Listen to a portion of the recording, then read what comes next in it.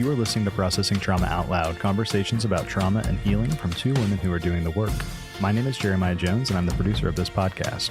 In today's episode, Kandace and Sher begin a new series looking at how we cultivate specific traits we want to grow in as we heal from the effects of complex childhood trauma. Deep listening is a gift we are given and a gift we can offer in order to experience feeling seen and heard. Listen in as Kandace and Sher discuss how deep listening is a trait we can develop as we experience being seen and heard. Hi, everyone. This is Kandace with Processing Trauma Out Loud, and I am with my colleague Sher to have another discussion about topics that we believe are not only important to us, but important for our listeners. And Sher, we've been getting some feedback lately from some of our listeners that has been really encouraging on how just little action steps that they're taking has been helpful in their healing journey. Yeah, it's been so great to hear. It is. It is why we're doing this. Today, we are going to start a series. Not sure how many we will have in this series, but we're going to be talking about cultivating certain traits or qualities within ourselves and things that we want to grow in, and also how it can be helpful for the relationships that we have with each other. Today, we're going to be talking about cultivating deep listening. So I'm just going to start out with a question for you. Coming from a place of having healing from complex childhood trauma, how does that affect our ability to listen deeply?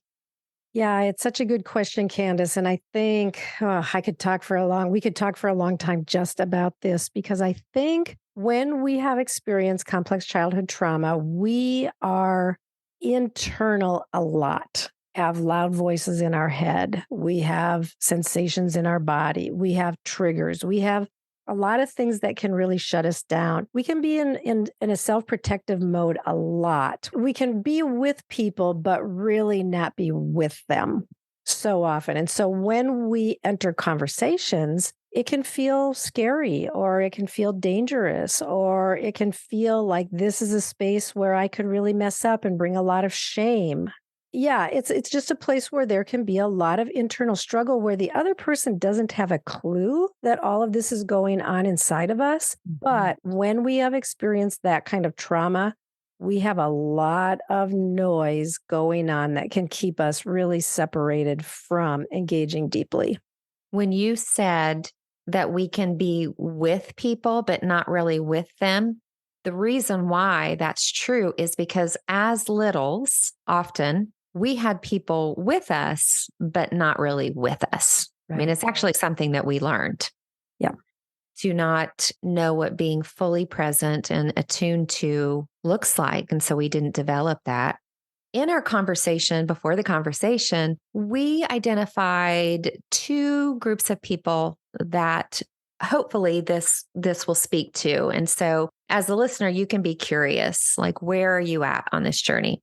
We identified that there are those that are just still in this deep place of emotional turmoil and pain. Things are noisy on the inside, a lot of complexity, a lot of fragmentation, and you need to be deeply heard and deeply seen for maybe a long time that leads you towards healing. Because only when we heal those emotional wounds do we have space to be able to do that for other people in the way that they need it in a deeper level. Or you may just be gaining some real neat traction on your healing journey, and you've been attuned to, you have felt cared for and seen and soothed and safe in relationship. And you're going, wow, I really want to provide that gift to other people.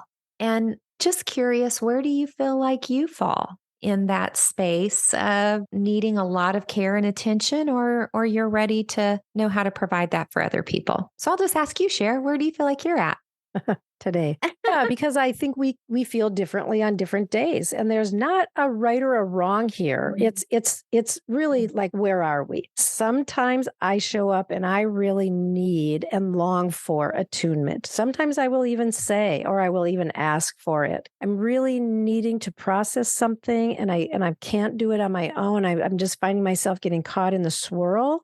Would you be willing to just really come and do some deep listening so that I can see if I can work through this?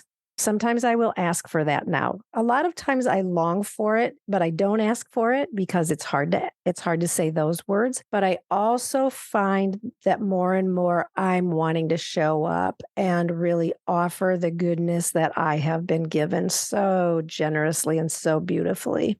But I think we can be anywhere, even in a day, and that's okay. I love that you're naming that because you're saying it can coexist. Yeah. That we have days or moments that we are going to ask for what we need and someone hearing us. But as we experience that and we do have less of that inner turmoil and noise, it doesn't mean that we still don't need that. It just means that as a listener, when we're offering that to other people, we're able to do that just more fully from a place of not making assumptions, having more curiosity, being able to listen in a way that helps the speaker really kind of start to hear themselves and really understand themselves as well. It's not just about us understanding them. Some really good questions can help someone start to get a more clear picture on how they feel and what they think. I know you're so good at that. We'll be in conversation at times and man, you'll just ask a question or you'll just pause, or I would say you're an expert at this, Sher. Oh my goodness. I Well, didn't say perfect. yeah, well, thank you. I would definitely not call myself an expert. I would definitely say that I am growing and that it is something that I love to do because I have always wanted to help people. I've always wanted to help people find freedom, even long before I had freedom myself. I think now that I have experienced this goodness, it is a joy to offer it to others. I'm learning too, one of the skills that's really needed in this is moving away from the distractions or turning away from the distractions and really focusing on and listening carefully to what is being said. For some personalities, that's probably easier or more difficult. So I will just say that. I think just tuning in with that kind of focus does come a little bit easier for me, I will say. But as I have experienced this goodness toward me, I'm showing up even with it differently as I'm more aware of what's going on in my body when I'm in the midst of a conversation. But yeah, I think it might be good to talk about we're talking here about wanting to cultivate this skill or this trait of being able to be a good listener, a deep listener, or on the converse side, to have someone who comes to us with that skill of deeply listening to us. If the opposite of deep listening is distracted listening, how would you define that? My thoughts are gravitating towards this isn't a caveat. It's just when you were speaking, I realized, one thing that I've noticed that you do in your practices is you actually get yourself still. I do this too, to actually listen to ourselves. So I think we learn to do that because we've had someone do it for us. And really it can come as an invitation, to be still, to listen deeply, not just to others, but to ourselves. And some of the distractions of that really can be anything from kind of some sabotaging behaviors we have of always having our phone.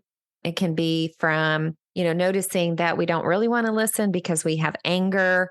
There's really a myriad of things that can become distractions. But I think if we set an intention to be still ourselves and to listen, that can be something that we can begin to notice. What am I being distracted by?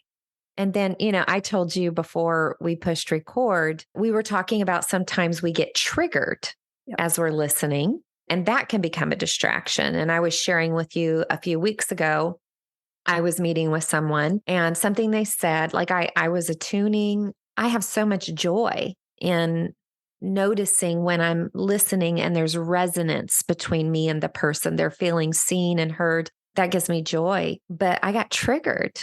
And I was sharing with you that I noticed my thoughts wanted to drift over what was happening internally through something they said. I did this all in like 30 seconds, for sure less than a minute. I just kind of breathed and I went, okay, I see you and I'm going to get back to you. I see what's going on here and I'm going to care for this part, but we're going to do that later. And was able to just ease right back into being fully present with the person that I was with. I really love that so much. And I appreciate you saying it because it's just real. I was reading, and I won't get these numbers exactly right, but our mouth speaks. So when we're in a conversation with someone, they are speaking about 200 words per minute, but the brain can actually hear 400 to 600 words per minute. So we speak much slower than we can listen or take in what is being said. So it just makes sense that our brain is going to have other things that come in while someone is talking, especially if they're formulating their thoughts or maybe repeating themselves or struggling to get out what they're saying. Our brain is going to be moving faster. So it does require intentionality and, maybe some discipline to really focus on and stay engaged with the person who is talking. It makes me think of the guy that I was sharing with you that said that he actually does some rituals before he enters into, and he calls it giving my attention, not paying attention. He calls it giving my attention because I'm receiving a gift from them to get to know them and hear them. And I want to offer them the gift of my full presence and attention before he goes into conversations where he knows he's going to be giving his attention. He just performs a few rituals to be intentional about how he wants the speaker to experience his presence. And I loved that so much. I love that too, because, and we talked about why is deep listening so important for people who have complex childhood trauma. And we kind of named two things that we typically experience a lot when we grow up in that kind of situation. We are dismissed a lot and or we are consumed a lot. And I think it's really worthy for us to talk about both of those concepts a little bit, because what you're describing here in this man before he meets with people and he is going to offer his attention, he's being very proactive to not be dismissive or not be consumptive, but to show up in a way where he's offering something very, very important to them in this exchange that is about to happen. Let's just talk a little bit, though, about what does it feel like to grow up in a place where we have only known dismissiveness or consumption. And do you want to just talk about, maybe let's just start with being dismissed. What does that do to us? Why does that make this whole concept of deep listening hard or super important? I'm wondering if we can do just a little bit of a definition. I really think this could be the topic of our next episode. I want to say can even be life-changing once you identify if you grew up feeling dismissed or you grew up feeling consumed. And sometimes it's a mixture of both. But when we identify what our experience was, we actually can get a pathway of getting out of those types of patterns for ourselves and sometimes needing to let other people. I mean, we're going to talk about setting boundaries. And sometimes those boundaries look like I need more communication from you. And sometimes those boundaries look like I actually need you to talk to somebody else about this. What do you feel about letting people know today that we think that this deep listening can change? You said this when we were processing the conversation. If we understand this and we get the help and healing we need and we develop the skill of deep listening, you said these words, I think this could change the world. Because you and I both know it has changed our lives. It has changed our hearts. It has changed our brains. It has changed our bodies. Having this experience where we have been, and I will use the word loved, lavishly and generously by people who gave us their attention and who heard our hearts and drew us out in those deep places and helped us learn that there are people in this world who are trustworthy, where we can bring our deep hurts and wounds and vulnerabilities and where we can let our shame be seen. We know that. We've experienced that. We have experienced the rich goodness of this. And we know it has changed our lives and it's changed our worlds. Really, it is changing our worlds. It's changing our relationships. So yes, I do believe that this growing into this dynamic in relationships of deep listening absolutely could change the world. Yeah, One beautiful life at a time. I wholeheartedly agree. It was good to be with you as we start this series on things that we would like to cultivate into our life as we heal from complex childhood trauma. And we will come back next week and pick up the conversation of what does it mean to have experienced more dismissal growing up or being consumed growing up. Sound good, friend? Sounds so good. Love you. I love you too. Thank you for listening to Processing Trauma Out Loud. Make sure to check out the show notes for links to suggested resources and social media. Like, subscribe, and follow to keep up with our weekly content. And if you don't mind, take a moment to rate and review us. Your feedback is extremely valuable and contributes to the success of this podcast. One last thing, if you have found this podcast helpful in any way, or if you have questions on how to take the next steps on your healing journey, please reach out to us via email at KandaceSher@gmail.com. That's KandaceSher@gmail.com. Music was created by Caleb Paxton, and our sound engineer is Jeremiah Jones of Auditory LLC. We welcome you to join us for more conversations soon. Take care.